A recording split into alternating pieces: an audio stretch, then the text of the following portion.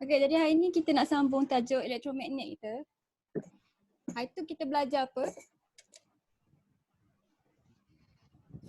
Medan. Elektromagnet. Medan dia.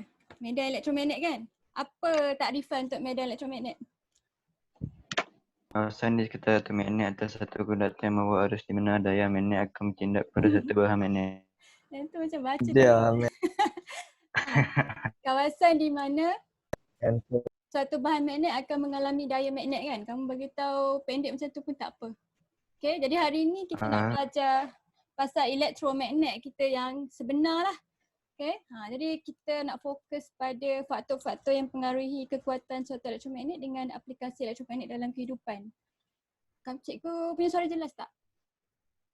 Jelas. Jelas lah. Okay, jadi first kali kita kena tahu takrif dia lah, takrif elektromagnet tu sendiri. Jadi kalau dia tanya kamu apa itu elektromagnet, first kali kamu kena beritahu yang elektromagnet tu magnet sementara. Boleh nak? Jadi sebab kita hasilkan dia daripada arus elektrik kan. Jadi bila kita off, dia tak ada sifat magnet. Bila kita on, dia ada sifat magnet. Jadi kita panggil dia magnet sementara yang dihasilkan apabila arus elektrik mengalir dalam suatu konduktor. Cakap macam tu je cukup dah. Yang ni takrifan daripada buku teks. Jadi dia kata, cikgu tulis kat bawah ni, suatu elektromagnet dapat dihasilkan dengan melilitkan suatu gegelung dawai.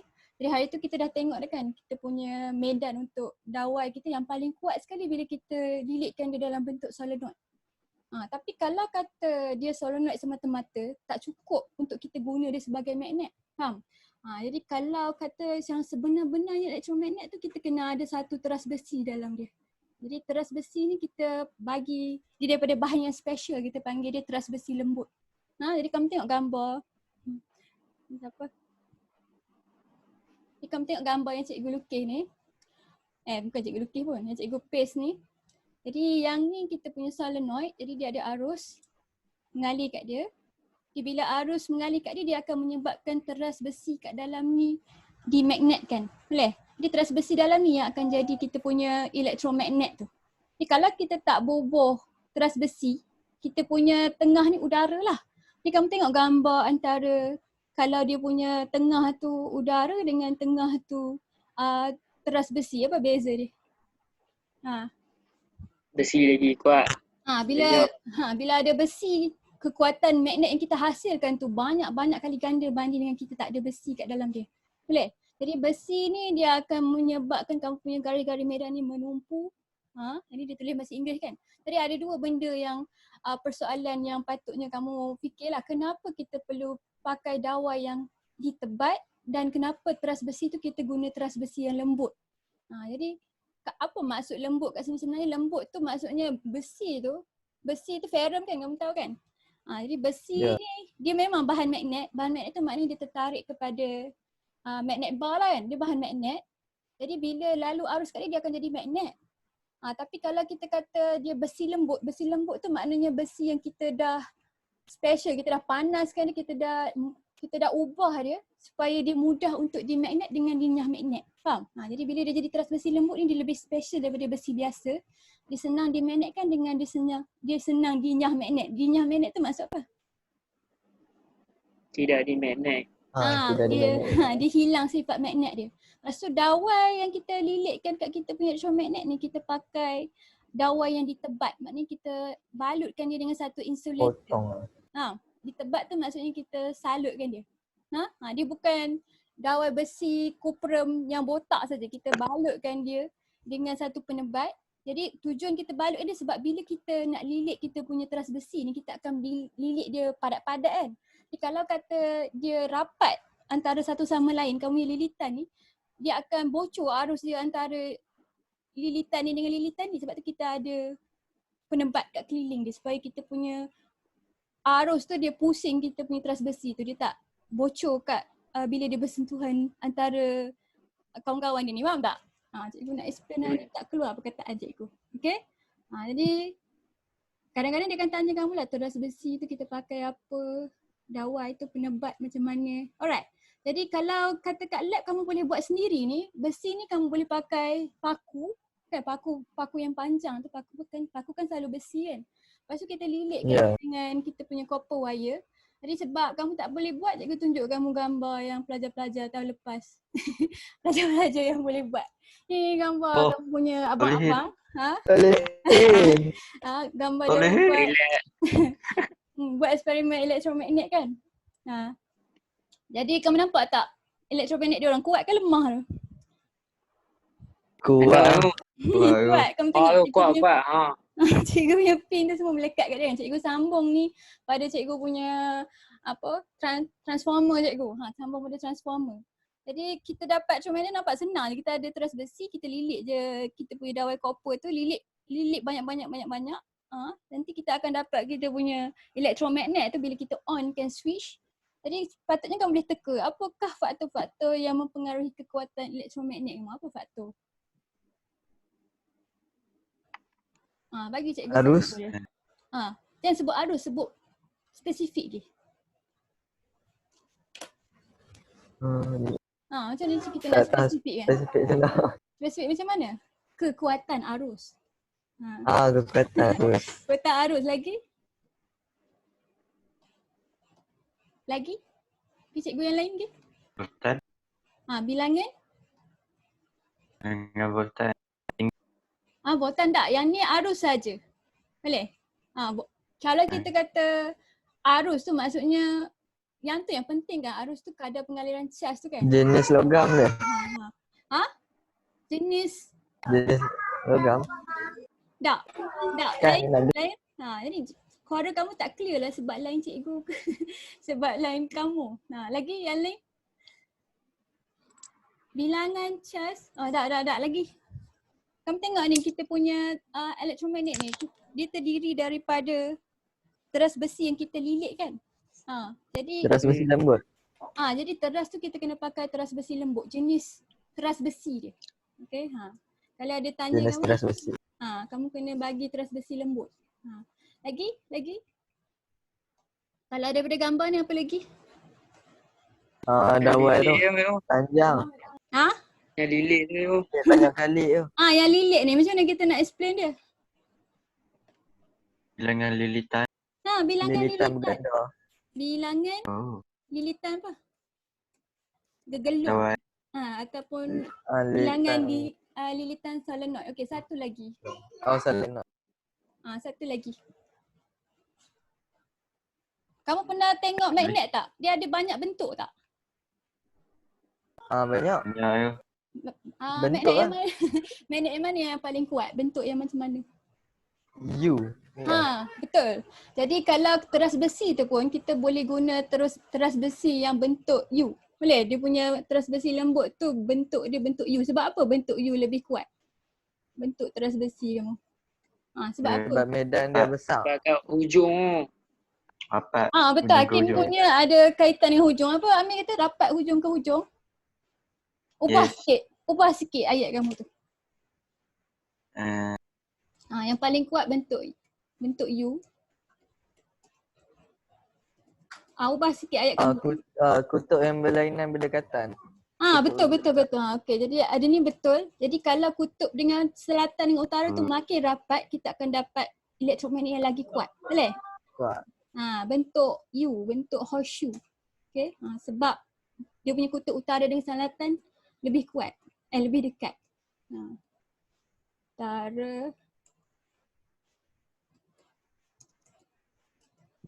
Okey. Jadi yang ni dia selalu tanya dalam exam. Dan dia boleh keluar dalam paper 3 kamu. Kalau dia keluar paper 3 maksudnya apa? Eksperimen. Dia ada eksperimen. Jenis-jenis lah. Jadi Eksperimen. macam mana rupa Lita kamu rasa untuk eksperimen ni? Mic rosak. Siapa mic rosak? Ilyas ke? Ke cikgu? Kamu dengar suara cikgu putus-putus ke? Elah. Sebab hari hujan kot. Okey, jadi kalau kita nak buat eksperimen ni macam mana kamu rasa? Kena ada apa dalam kita punya senarai radasan bahan tu? Cuba kamu senaraikan kat Tu kaki retot. Retot. kaki retot. Dawai. Ya. Kena ada apa? Magnet. Magnet? Mana ada magnet sini? Kita nak buat elektromagnet kita tak ada magnet. Kena ada dawai, gelung. Klik boya. Kena ada dawai yang berpenebat. Betul tak? Betul juga. Ya. Lagi kita ada klip buaya, betul lagi. Magnet tak ada. Paku. Besi nak lekat. Konduktor. Kita kena ada satu teras besi. Boleh? Lagi? Paku tu. Macam mana kita nak kontrol Solid. arus? Macam mana kita nak kontrol arus? Transformer bukan? Bukan transformer. Kita pakai alat apa nak Emitter. kontrol arus? Kita pakai apa? Generator. Emitter. Kena ada emitter. emitter. Lagi? Macam mana kita kontrol arus tu? Bateri. Kena ada secondary Switch. lagi. Switch, kena ada switch. Ada Switch. satu benda yang kamu tertinggal. Kalau nak kontrol arus, kena ada apa? Pelaras. Rheostat. Rheostat. Betul, kena ada rheostat. Ah, Betul. Jadi kalau eksperimen ni kita nak tahu kekuatan elektromagnet tu lah. Macam mana kita nak tahu dia kuat ke tidak? Yang emitter kan? Tak. Macam mana pula emitter bukan baca kekuatan magnet. terlaraskan rheostat. Betul.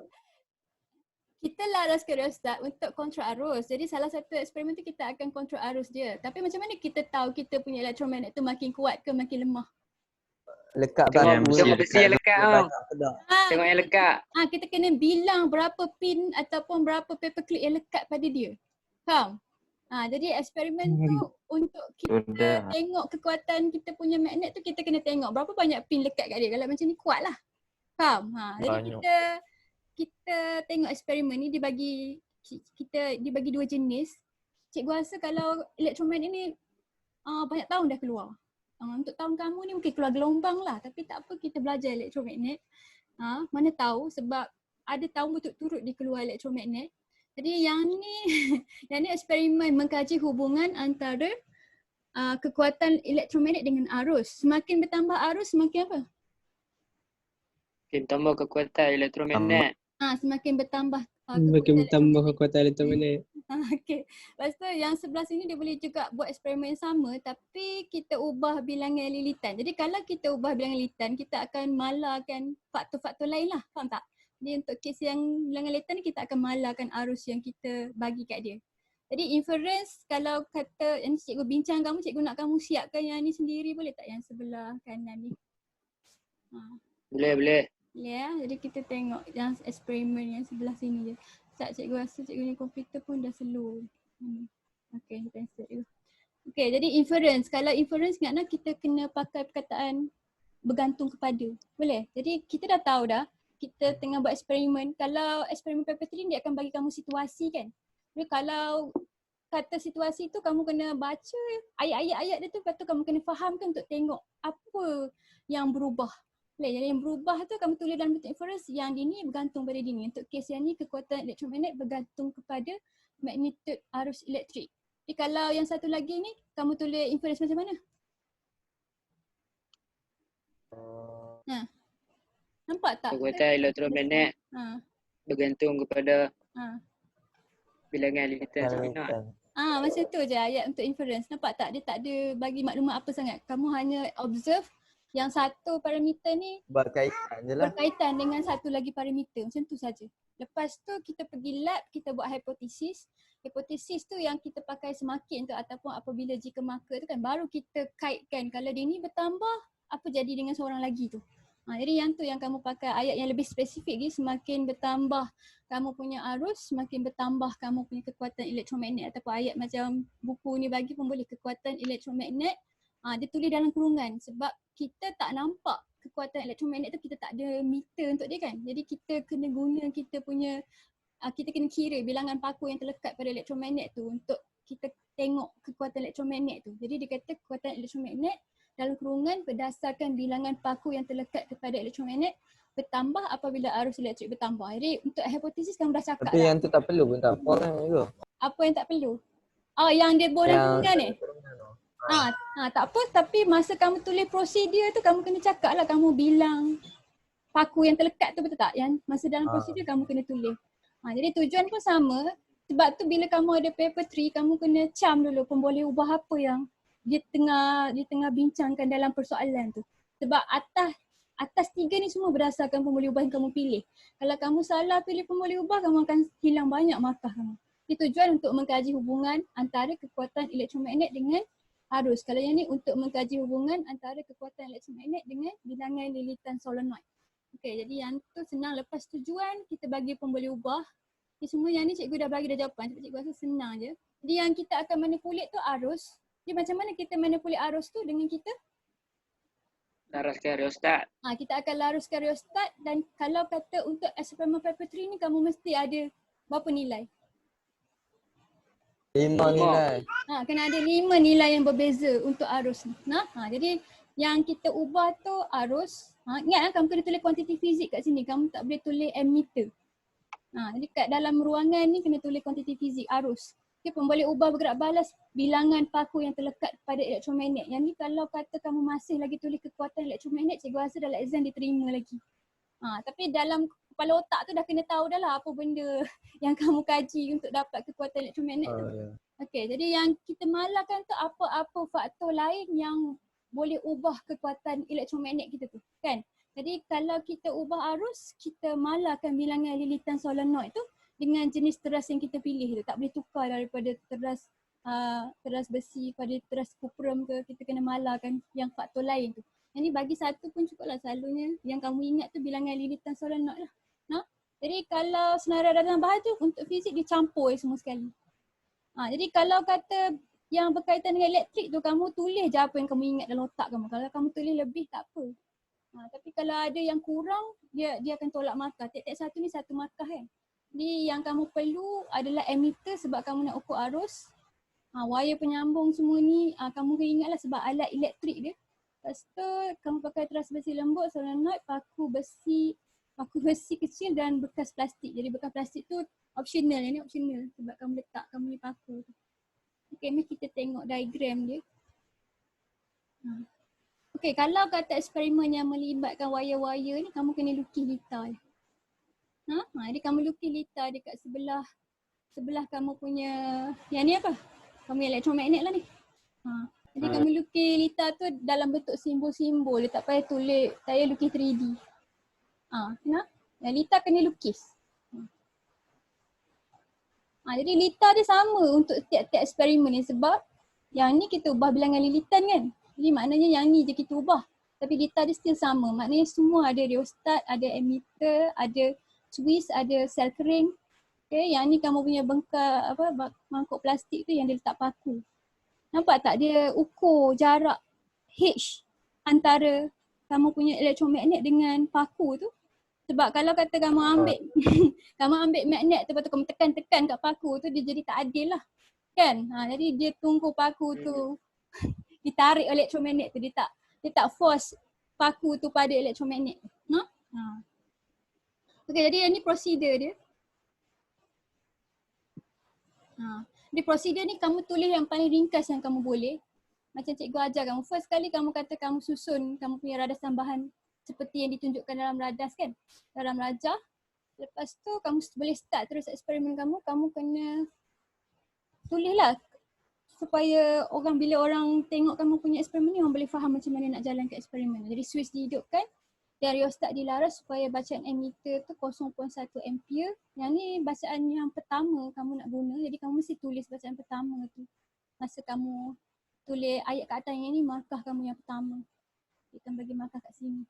Jadi kat sini pun sama kamu tulis juga kan kamu punya bacaan ammeter berapa kan. Cuma yang tu kamu laras terus. Maknanya untuk bacaan lain pun kamu akan guna bacaan arus yang sama. Sebab yang tu nilai yang kamu malahkan. Okay. So yang ni dah start nak dapat markah untuk yang bergerak balas tu. Di hujung bawah solenoid ditetapkan pada jarak H dari bekas plastik yang mengandungi paku besi. Lepas tu bekas plastik dialihkan dan bilangan paku yang terlekat pada elektromagnet dikira. Ini dapat markah yang bergerak balas. Last kali untuk apa kamu kena buat? Kamu kena tulis apa? Tak habis lagi? Ulang eksperimen.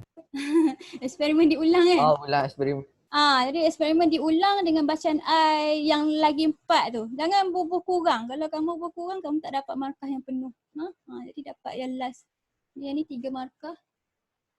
Okay. Jadi ayat dia sama je untuk tiap-tiap eksperimen ni. Jadi kamu hafal je lah macam mana nak tulis. Prosedur 3 markah. Lepas prosedur kita punya jadual.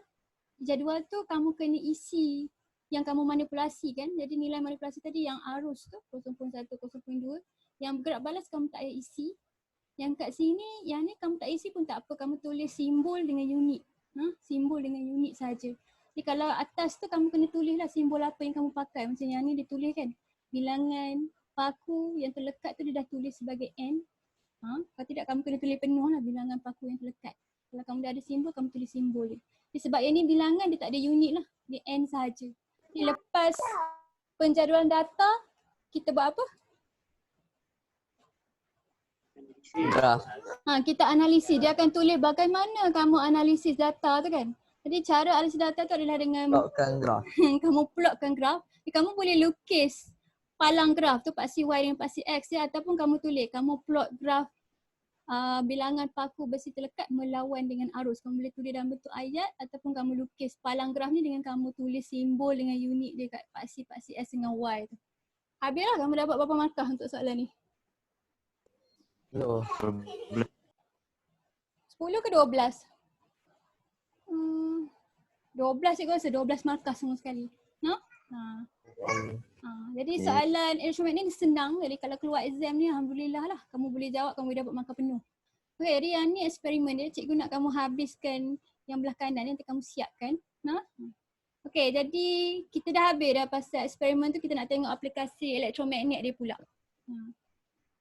Jadi tajuk hari ni banyak tengok gambar lah. Kalau kata dalam kelas, cikgu akan suruh kamu lukislah satu-satu ni. Okay, geganti magnetik. Geganti magnetik ni dalam bahasa Inggeris nama dia relay. Okay, kamu tengok gambar lita sebenar yang kat belah kanan ni. Okay, kata dalam kereta kamu ataupun kat mana-mana lita, yang satu lita tu kena pakai arus yang tinggi. Boleh? Jadi kita tak nak terdedah kepada arus tinggi tu. Jadi kita ada relay kita untuk switchkan lita sekunder kamu tu. Jadi kita katakan yang ni kamu punya kereta, kamu masukkan kunci kat dalam kamu punya kereta, nak start kereta tu kan. Jadi kamu akan switch on lita primer ni. Jadi lita primer ni dia akan kontrol 1 lita sekunder yang lagi besar nilai arus dia. Dia tak nak kita terdedah, takut kita kena electric short. Jadi geganti tu switch yang dibuat daripada elektromagnet yang akan onkan kamu punya lita sekunder tu. Yang tu kegunaan dia. Memang bentuk dia macam tu lah. Jadi yang ni simbol dia dalam circuit. Dan yang ni mungkin yang kata yang biasa lah, tapi mungkin sekarang ni kecil je dia punya komponen tu, tak besar macam yang kamu perasan ni. Tapi kalau kata dia aplikasi elektromagnet, mesti kamu nampak satu solenoid yang ada gegelung dawai keliling dia. Dia mesti kamu nampak dengan jelas elektromagnet. Jadi yang ni maknanya dia ada komponen elektromagnet dia aplikasi kepada elektromagnet. Okay, jadi yang ni yang first. Macam mana kamu rasa kamu punya geganti ni boleh on kan switch satu lagi ni? Apa yang berlaku? Cuba kamu tengok diagram ni, kamu faham tak apa yang berlaku? Switch tu tutup nanti dia ada elektromagnet, dia lekat kan besi tu. Jadi kalau switch ni kita tutup dia, kamu punya arus akan mengalir dalam kamu punya gegelung ni kan? Dia akan menyebabkan kamu punya transversi lembut ni dimagnetkan. Boleh? Jadi bila dia dah jadi magnet, dia buat apa? Dia tarik besi. Dia akan tarik angka besi ni ke arah dia. Lepas tu apa jadi? Sesentuh. Dia bersambung. Angkat. Betul pandai. Sesentuh ni akan bersentuhan. Tu nama dia sesentuh. Dia ada sikit je gap. Jadi bila angka besi tu tolak dia, dia akan rapat. Boleh? Jadi bila dia rapat, dia on kan. Kiranya dia on kan switch ni. Macam ni. Yang tu sesentuh kamu. Sambung ke apa. Jadi bila dia rapat, dia on kan lita luar. Lita luar ni lita sekunder kita. Yang nampak tak dia punya beza kupaian dia besar, 230 volt. Jadi tujuan relay tu untuk keselamatan lah, supaya kita sendiri tak payah picit lita yang ada 230 volt. Faham? Alright, okay, jadi kita isikan cikgu punya, yang cikgu dah tulis dah, kamu kena isi je tempat kosong. Apa first word dia?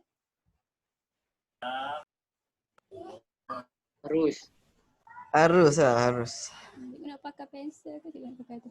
Apabila switch dihidupkan, betul arus mengalir. Arus mengalir dalam solenoid.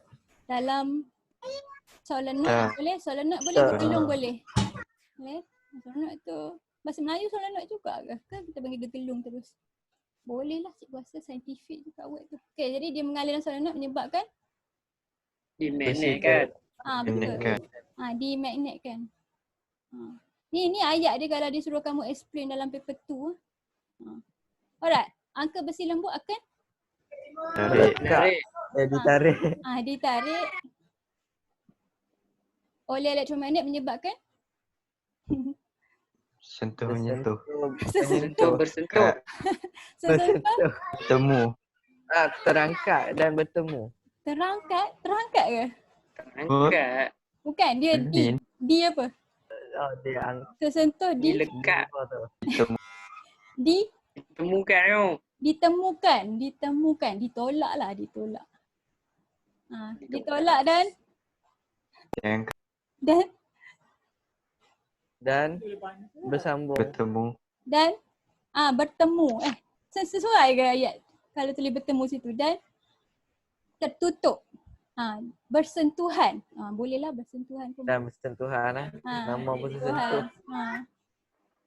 Okey, oleh itu litar luar dengan arus yang tinggi akan dihidupkan. Habislah itu cerita dia. Jadi kalau dia suruh explain macam mana prinsip kerja untuk gerganti. Inilah kamu kena tulis. Ingat kamu kena start daripada awal cerita, daripada Swiss kamu dihidupkan, arus mengalir yang menyebabkan kamu punya ras besi lembut tu dimagnetkan.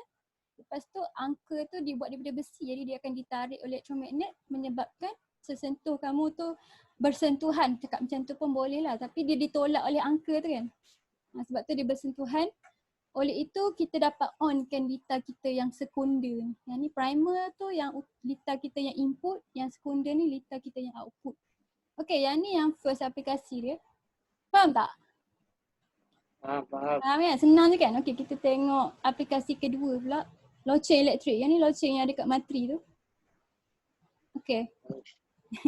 Macam mana kamu rasa loceng ni berfungsi?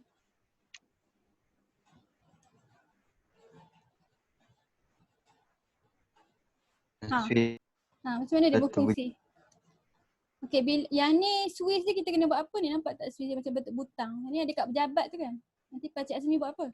Dia tekan. Okay, jadi bila dia tekan, Dia jari dah. bila dia tekan apa jadi? Kamu punya teras besi lembut ni akan dimagnetkan kan? Dia Jadi bila tekan mesti kita punya elektromagnet tu jadi magnet dulu. Lepas dia jadi magnet dia buat apa? Dah kering dah, terus bunyi kering. Dia tarik. Pukul. Dia tarik. tu. Angka Besi lembut. Angka besi. Angka besi ni bergerak ke arah kamu punya elektromagnet ni kan.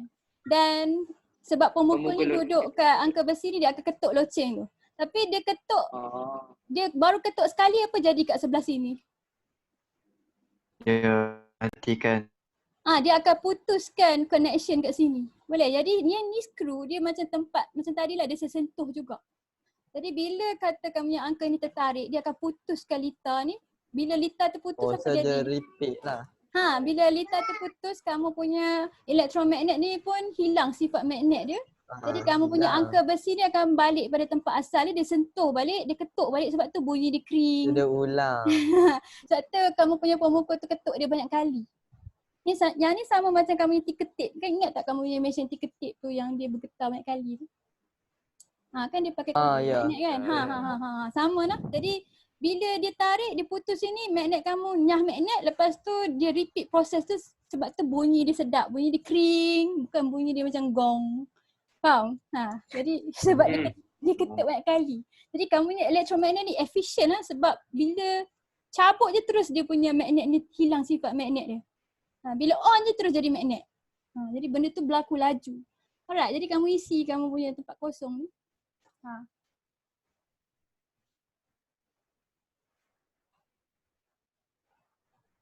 Apabila switch ditekan, ditarik. yang ni tak lengkap. Ni tak lengkap lagi cikgu. Tak bagi tempat kosong. Apa yang berlaku? Arus mengalir. Arus akan mengalir. Arus mengalir dalam solenoid. Solenoid. Dalam solenoid. Gegelung. Gegelung. Dan Memagnetkan Dan teras besi lembut. dan teras besi Dimagnetkan. dimagnetkan. Teras besi lembut. Dimagnetkan. Lepas tu apa jadi kat angka tu? Angka besi lembut dengan spring akan ditarik. Sorry. Angka dimagnetkan. Alright, angka besi lembut dan spring akan Ditarik. ditarik oleh elektromagnet dan pemukul akan Pukul loceng. memukul loceng, akan mengetuk loceng. Mengetuk tu bahasa Melayu yang asli ke? Skema tak? Mengetuk loceng menghasilkan Bunyi. bunyi. Ni baru bunyi sekali kan. Lepas tu sentuhan antara spring dan Angka besi lembut. bukan antara spring, yang ni spring dan Spring kat situ. Pelaras. dengan skru pelaras. Sentuhan antara spring dengan skru pelaras akan Diputuskan.